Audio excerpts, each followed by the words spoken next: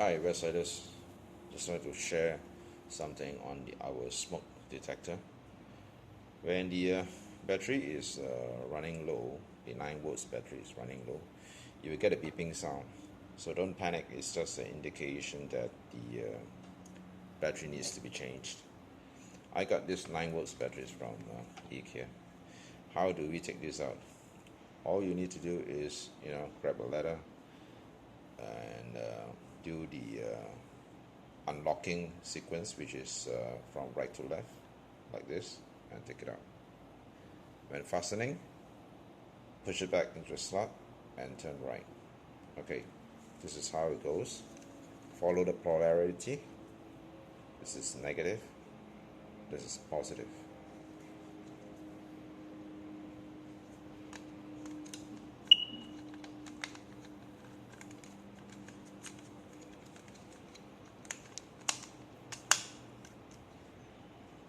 That's it. Thanks for watching.